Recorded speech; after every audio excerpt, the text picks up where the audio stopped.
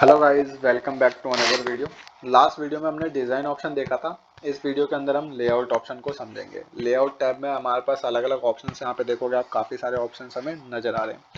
जैसे कि मान लो यहाँ पे हम सबसे पहले एक ऊपर की तरफ यहाँ पे देखोगे कि नीचे की तरफ प्लस का सिंबल नज़र आ रहा है बट ऊपर नज़र नहीं आ रहा। तो बट अगर मेरे को इससे पहले एक रो को ऐड करना है तो उसके लिए हम यहाँ पे रो एंड कॉलम सेक्शन का यूज करते हैं। तो रो एंड कॉलम्स यहाँ पे देखोगे, सबसे पहले इंसर्ट अबाउट करते ही ये क्या करेगा, जो हमने सेलेक्ट कर रखी है उसके ऊपर की तरफ एक रो को क्रिएट कर देगा। यानी कि जितने भी हमने सेलेक्ट कर रखे, मान लो यहाँ पे हमने मल्टीपल सेलेक्ट कर रखे तो ये क्या करेगा, मल्टीपल ही उतने ही ऊपर की तरफ क्रिएट कर देगा। अगर हमने सेलेक्ट नहीं कर रखे तो ये सिर्फ एक ही लिस्ट को उसमें ऊपर की तरफ ऐड करेगा, एक ही रो को। जैसे मान लो यहाँ पे हम लेफ्ट करते हैं तो उसने क्या करा, सिर्फ एक ही कॉलम यहाँ पे क्रिएट करा। बट अगर मैंने मल्टीपल सेलेक्ट कर रखे हैं, फॉर एग्जांपल जैसे मैंने यहाँ पे दो सेलेक्ट करे हैं, जिसको इंसर्ट लेफ्ट कर देता हूँ, तो इसने क्या करा, दो कॉलम्स यहाँ पे लेफ्ट साइड में ऐड कर दे। तो जितना हमें ऐड करना है हम उतना सेलेक्ट करके यहाँ पे कर सकते हैं। अगर हमें एक ही चाहिए तो हम सिंपल विदाउट सेलेक्ट करे हुए भी कर सकते हैं।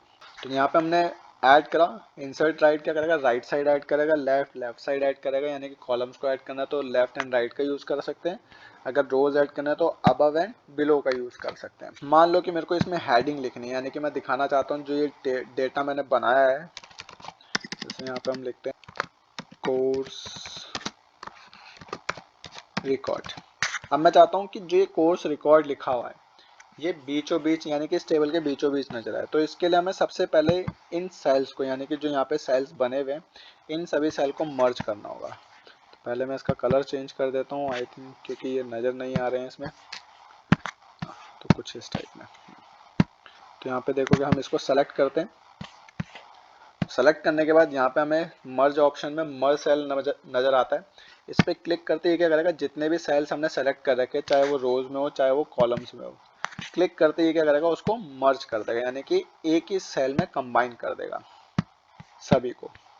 यहाँ से हम इसका फॉन्ट का साइज बढ़ा के इसको सेंटर कर सकते हैं, जिससे कि ये देखने में ठीक लगे। साथ ही साथ हम इसकी हाइट विड्थ को भी बढ़ा सकते हैं। यहाँ पे हमें हाइट विड्थ का ऑप्शन मिल रहा है, कितना बढ़ाना है कितना कम करना है यहाँ से हम अरेंज कर सकते हैं। विड्थ को भी हम यहाँ से चेंज कर सकते हैं, बट विड्थ ठीक है। नेक्स्ट ऑप्शन आता है इसका अलाइनमेंट। अलाइनमेंट यानी कि टॉप बॉटम लेफ्ट राइट से कहाँ रखना है। जैसे कि ये देखोगे कि नीचे की तरफ काफ़ी स्पेस बचा हुआ है, ये ऊपर की तरफ से, यानी कि टॉप साइड से टॉप अलाइनमेंट हो रखा है, टॉप सेंटर। बट मेरे को क्या करना है, ये left right and top bottom दोनों से ही सेंटर करना है, ताकि दोनों में ही इक्वल स्पेस हमें नजर आए। तो यहाँ पे अलाइनमेंट्स के हमारे पास अलग अलग ऑप्शन है, जैसे कि ये टॉप लेफ्ट होगा, टॉप सेंटर होगा, टॉप राइट होगा। सेम ऐसे centre left, centre to centre, यानी कि टॉप बॉटम लेफ्ट राइट चारों तरफ से सेंटर, एंड ये राइट से सेंटर। ऐसे ये बॉटम, ये सेंटर, बॉटम से सेंटर, ये बॉटम से लेफ्ट। तो हम सेंटर टू सेंटर का यूज करेंगे, जिससे क्या है कि ये जो कोर्स रिकॉर्ड है वो टॉप बॉटम लेफ्ट राइट दोनों जगह से सेंटर की तरफ आ जाएगा। यहाँ पे इसमें हमें टेक्स्ट डायरेक्शंस भी मिलती है, हम इसकी डायरेक्शन को चेंज भी कर सकते हैं। जैसे कि मान लो कि मैंने कोई हॉरिजॉन्टल में मेरे को लिखना है, फॉर एग्जाम्पल यहाँ पे हम इसको सेलेक्ट करते हैं, इंसर्ट लेफ्ट कर देते हैं। यहाँ पे हमारे पास आ गया। इस पूरे को हम सेलेक्ट करके मर्ज कर लेते हैं, एंड यहाँ पे हम लिख देते हैं कोर्स रिकॉर्ड। अब इसको हम सेलेक्ट करके इसकी जो अलाइनमेंट है, डायरेक्शन से, उसको चेंज कर देते हैं।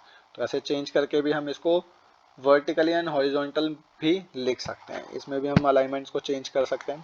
तो ये सेंटर में आ गया। यहाँ पे आप देखोगे कि जो हमारी टेबल का डेटा है वो देखने में काफ़ी ठीक लगा, पहले से अच्छा लग रहा है। तो इन सब का यूज़ करके हम अपने टेबल के डिज़ाइंस को अच्छी तरीके से डिज़ाइन कर सकते हैं। नेक्स्ट ऑप्शन की तरफ आते हैं। नेक्स्ट ऑप्शन हमें मिलता है स्प्लिट सेल। स्प्लिट सेल क्या काम करता है, जैसे हम यहाँ पे एक टेबल को ड्रॉ कर लेते हैं। फर्स्ट यहाँ पे हमने एक टेबल बना ली दो कॉलम्स की। अब मान लो कि मेरे को इसको बीच में से स्प्लिट करना है, तोड़ना है। मैं चाहता हूँ इसके अंदर दो तीन और सेल्स इसमें क्रिएट हो जाए। तो यहाँ लेआउट में चलते हैं।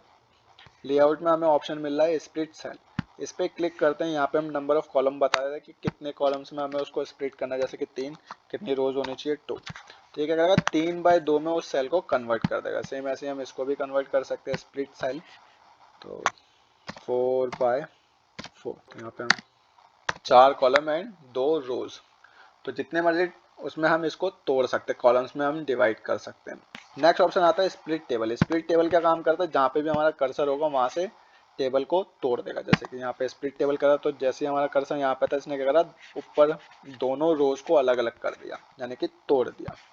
तो स्प्लिट यहाँ पे हमारे पास मर्ज ऑप्शन यूज होता है सेल्स को मर्ज करने के लिए, एंड टेबल जो हमारे सेल्स होते हैं उनको स्प्लिट करने के लिए या फिर टेबल को स्प्लिट करने के लिए। नेक्स्ट यहाँ पे रो एंड कॉलम्स, इससे क्या कर सकते हैं हम कि हमारी टेबल में जो एक्स्ट्रा कॉलम्स क्रिएट हुए हैं या बन गए हैं उनको हम डिलीट कर सकते हैं। डिलीट टेबल करने से क्या होगा कि पूरी टेबल डिलीट हो जाएगी। अगर हम सिंपल पर्टिकुलर एक सेल डिलीट करते हैं तो ये क्या करेगा, उस पूरे उसमें से टेबल में से एक सेल को डिलीट कर देगा। डिलीट कॉलम करते हैं तो सारे जो कॉलम्स हमने जितने भी सेलेक्ट कर रखे होंगे उन सभी कॉलम्स को डिलीट कर देगा। एंड रोज में क्या होगा कि जितने भी रोज हमने सेलेक्ट कर रखे हैं उन सभी रोज को डिलीट कर देगा। यहाँ पे select layout and delete table, इससे क्या होगा, पूरी टेबल ही हमारी डिलीट हो जाएगी। नीचे जो हमने टेबल बनाई थी वो डिलीट हो गई। आई होप ये वीडियो आप लोगों को अच्छी लगी हो। फिर मिलते हैं नेक्स्ट वीडियो में।